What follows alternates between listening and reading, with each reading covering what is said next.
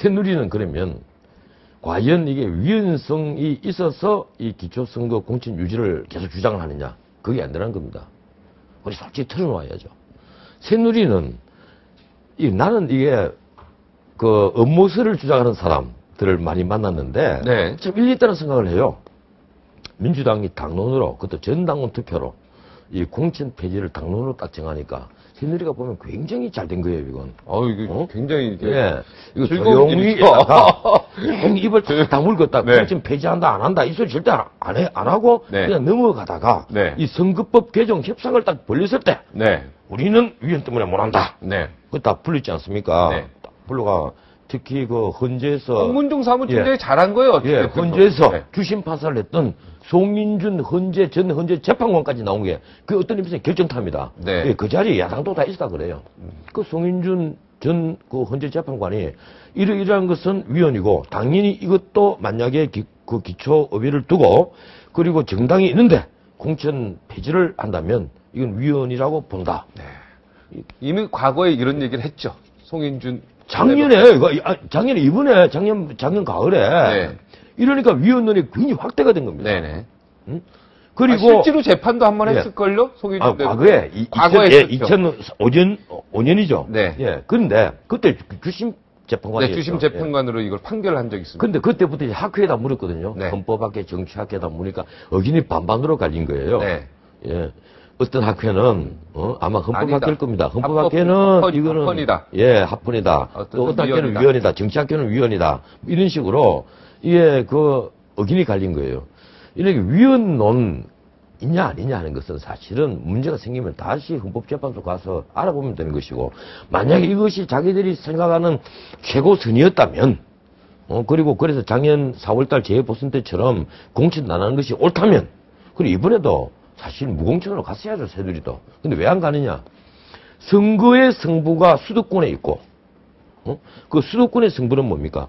바로 서울시장, 경기도지사, 인천시장 거기다 각 구청장들입니다. 각 구청장들. 네. 그런데 우선 서울시장, 경기도지사, 인천시장의 선거를 하는 사람들은 누굽니까? 그 구청장 선거를 뛰는 수많은 지지자들이에요. 이 사람들이 내부에서 만약에 공천을 하지 않고 하면 두 사람, 세 사람이 다 나가지 않습니까? 나도 민주당이다, 너도 민주당에서 만약에 나간다면 그 지지자들도 다 패가 나누어집니다. 그 자기 단체장 선거에 그렇게 열성을 보일 리가 없게 돼요. 거기다가 구청장 선거를, 기초단체장 선거를 압도할 가능성이 굉장히 높아지거든요. 이러니까 공천 위주로 가게 되죠. 깨놓고 말해서. 그러니까 업무론이 덫에 걸린 것 아니냐? 야당이. 저는 그렇게 봅니다. 결론은 기초선거 공천 폐지하는 문제는 우리가 민주주의를 하고 구의회를 두고 있는 기초의회를 두고 있는 이상 그것이 그렇게 옳은 방향이 아니라는 겁니다. 정당 민주주의에도 반하는 것이고 우선 책임정치에 반하는 거라는 거예요. 정당이 제대로 서야죠. 예. 그래서 네. 안철수 정당부터 제대로 서야 됩니다. 안철수 대표가 이것을 대선의 공약이었으니까 반드시 지켜야만 합니다 하고 새정치의 어떤 상징성으로 만들어버린 것 이거는 굉장히 중요한 실책이다. 우선 이론적으로도 중요한 실책이고 그리고 전략적으로도 중요한 실책이었다. 그렇지만 기초의회나 기초단체장의 공천에 대해서 그렇게 장단점이 분명히 있다는 부분을 우리가 인정을 해야 됩니다. 우리가 장기적으로 민주주의가 성숙해 간다면 성숙해 간다면 그렇죠. 모든 정당 정치가 제대로 서 있다면 그러면 다 공천해야 그러면 그래서 이게 가령 우리가 부패를 하고 국회의원들이 어떤 기득권을 행사하고 부정을 하는 통로가 되니까 이걸 기득권을 내려놓읍시다. 기득권을 인정하는 자체가 부패에 있다는 것을 인정하는 것이거든요. 지금 정당 정치가 제대로 안 돼 있기 그러면 때문에 그래서 방법은 기초의원이나 기초단체장을 공천하지 말자는 그 야당의 의견도 일리는 있다. 아니지. 일리는 난 없다고 생각하죠. 그건 그대의 생각이고. 네. 아니, 그대의 생각이 아니라, 왜 저도 내가 제 생각이 얘기 아니라, 네. 그렇게 주장하는 사람들이 있다라는 걸 얘기하는 거죠. 그 일리가 있다는 것은 내가 구리가 있다는 것이니까. 굉장히 상대방을 그럼 오리가 있다라고 하겠습니다. 오리가 있다. 뭐, 일부 타당성이 있다. 뭐 일부 타당성이 있다. 그런데 나는 그렇게 안 봐요. 왜 그런가 하면 내가 아까도 얘기했지 않습니까? 구득이 무서워서 장 못 딴 것은 안 된다. 그거야 어차피 뭐 우파 좌파를 논하는 게 예, 아니라 예. 기초단체장이나 기초의회에 대한 공천 유불리는 학문적인 부분이니까. 그 최장집 선생도 똑같은 말씀을 하십니다.